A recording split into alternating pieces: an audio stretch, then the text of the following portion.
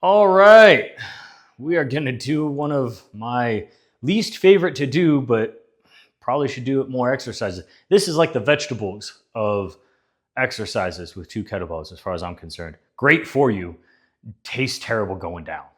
So, this is the Renegade Row. Now, the Renegade Row is doing a row with 2 kettlebells while holding the push up position. The reason that I say that this is one of my least favorites is because if you're doing this properly, you're holding that push-up position, that abs tight, glutes tight, legs flexed, everything's all locked in, and then you're doing a row with one arm. Now, the catch on this is that as you're rowing, your body's gonna wanna torque and compensate, right, to get that weight up. You cannot let it. So it is exponentially more work than doing a push-up. It's essentially like doing a row, one-arm push-up kind of hybrid sort of thing, if that kind of makes sense. Like the difficulty of a one-arm push-up, going from push-up to one-arm push-up is like Renegade Row lands in the middle of like doing that. It's essentially what it is. Hopefully that makes sense. If not, whatever. Metaphor worked for me. So we're gonna get set up, hands on the bells. One thing to keep in mind, be very, very careful that you are staying balanced over that bell handle.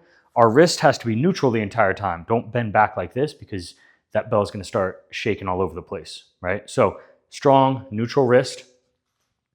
We're locked in. Our shoulders are packed, lats are packed. And as we row, we're pulling that hand towards our hip, right? We're not swinging way out to the side here. We're keeping it nice and tight, pulling towards the hip. Abs are tight. We don't want our hips to be doing a little bachata salsa kind of bullshit, right? So getting set up, hands on the bells, arms vertical, feet out to the side, abs tight like this.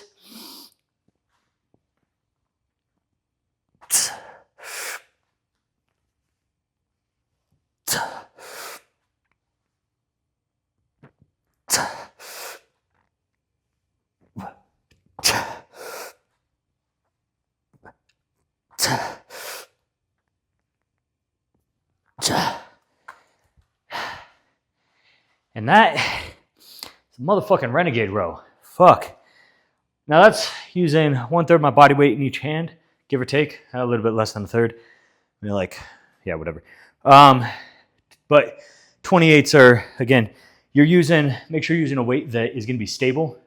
If you go too light of a bell, then there's not enough surface area to balance on, and that thing's gonna fall, and then you're gonna fuck your wrist up, and then you're gonna be super pissed. So if you don't have the strength and appropriate bell size, don't do this exercise. If you haven't mastered or don't have like a good appreciation of the gorilla row, do gorilla rows before you get into Renegade rows. This is a progression well past the gorilla row. It's a way that you can build up your conditioning and work capacity in a tremendous way. You can build some upper back pulling strength, awesome core work. Abs are like lit up from that. Glutes get fired up as well because you really have to keep the glutes tight to keep your hips from doing a little extra wiggle in there. So save all the hip work for like, swings and whatnot. But yeah, for the Renegade Row, 3 reps, 5 reps. If you get up to 8, you probably need to grab a heavier weight because that's each side. So that turns into a lot of work. If you can get to 10, fantastic, good for you. Yeah, that's the Renegade Row. Like I said, that's the vegetables of upper body work as far as I'm concerned.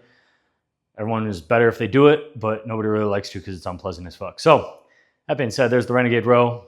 Catch you in the next video.